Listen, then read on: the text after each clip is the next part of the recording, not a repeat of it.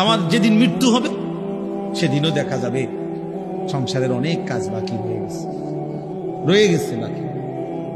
চেয়ারের ফায়া ভাঙ্গা, জানালার চিৎকারি ভাঙ্গা, হ্যাঁ সোফাটার মধ্যে বার্নিশ করলে বালা ছিল, ফ্রিজের তলে দিয়া পানি পড়ে, নুন নাই, তেল নাই, সাবান নাই, এই না? তাহলে স্বার্থপর এই দুনিয়া শেষ করা যায়।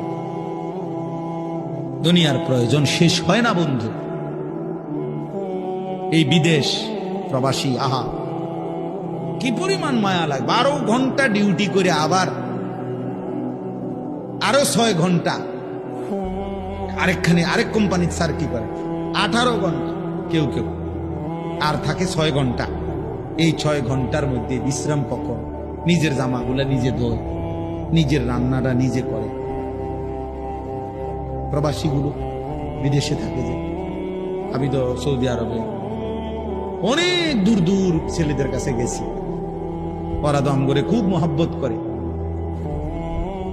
তাইলে এই নিজের রান্না নিজের, কত ছেলে যে বিশ্বাস করো ভাইয়া কি পরিমাণ কান্দে, আল্লাহর কসম। এটা যদি আমি দেখাইতে পারতাম।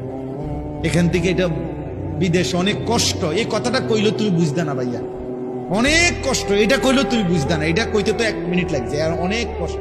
তো বাস্তবতা হলো তার চাইতে অনেক বেশি কষ্ট।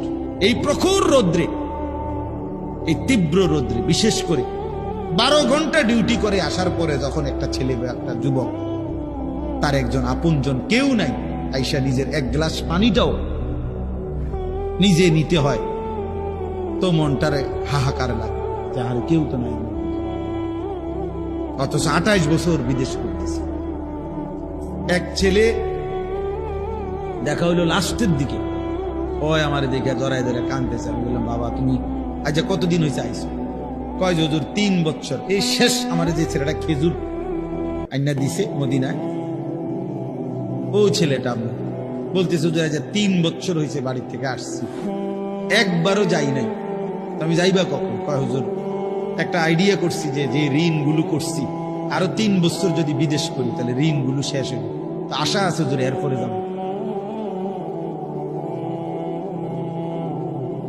কদ্দুর অল্প বয়সী ছেলে।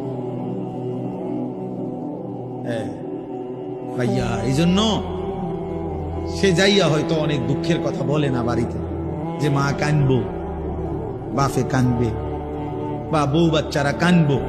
এই জন্য অনেকে অনেক নিজের দুঃখের কথা বলে না, কষ্টের কথা নিজেই হজম করে পড়ে থাকে।